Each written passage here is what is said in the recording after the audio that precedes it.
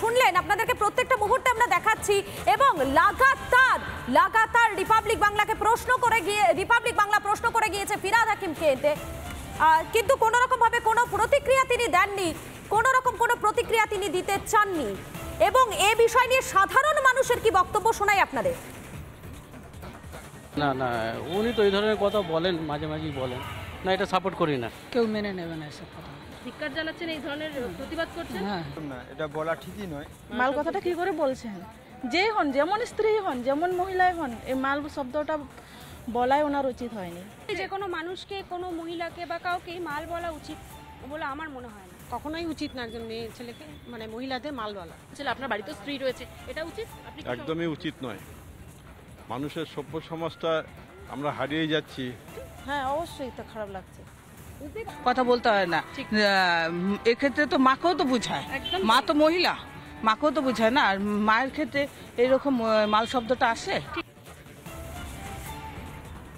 আপনারা শুনলেন সাধারণ মানুষ তারা কি বলছেন, তাদের বক্তব্য শোনালাম। আর এবারে আপনাদের শোনাবো, আমরা কথা বলেছিলাম অভিনেত্রী শ্রীলেখা মিত্রের সঙ্গে, তিনি কি বলছেন তার কি প্রতিক্রিয়া একবার শুনুন।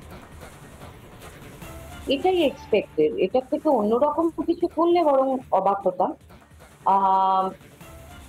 যে রাজ্যের মুখ্যমন্ত্রী মহিলা, ওনার যদি মহিলাদেরকে মাল বলতে হয় তাহলে উনি মুখ্যমন্ত্রীকেও বলে দেখুন। আমার মনে হয় তাহলে মানে বোঝা যাবে যে উনি মহিলাদেরকে মালই মনে করেন। আমার মনে হয় রেখা পাত্রকে ওনার এগেনস্টে একটা কেস করা উচিত এবং মানুষের এই কথাগুলো মনে রাখা উচিত। এরাই আবার লক্ষ্মীর ভান্ডার বা কন্যাশ্রী প্রকল্পে মহিলাদের জন্য টাকা, মহিলাদের আপলিফমেন্টের জন্য নানান রকম কথা বলেন। আপনাদের শোনালাম শ্রীলেখা মিত্র, তিনি কি বলছেন তার বক্তব্য আপনাদেরকে শোনালাম। এবং আরো একবার আপনাদেরকে শোনাই, ৪৪ ঘন্টা আগে ঠিক কিভাবে রেখা পাত্রকে আক্রমণ করেছিলেন ফিরহাদ হাকিম, শুনুন একবার। আপনাদের এখানে প্রার্থী দিয়ে দিয়ে কংগ্রেস খেলছে, সেই ভদ্রমহিলা কোথায়?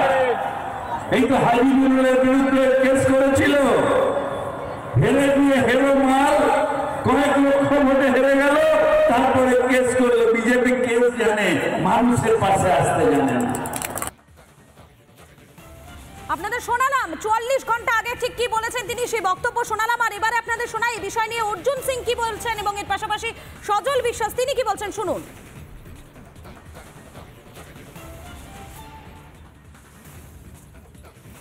মা দিদি খুব বেশি মানে রাখে না, তাই জন্য এইরকম অপব্যাখ্যা জন মহিলাকে যে শব্দ ইউজ করেছেন, নিজের কালচার হিসাবে উনি এই শব্দটা উপয়োগ করেছেন, শিখেছেন, সেটাই করেছেন। এটা কোনো নতুন কথা উনি বলেননি।